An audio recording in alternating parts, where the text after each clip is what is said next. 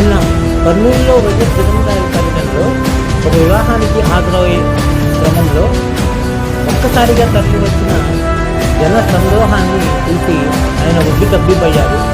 అక్కడ ఉన్న సెక్యూరిటీ కూడా ఆపడానికి వాళ్ళ వల్ల కాలేదు. ఎప్పుడు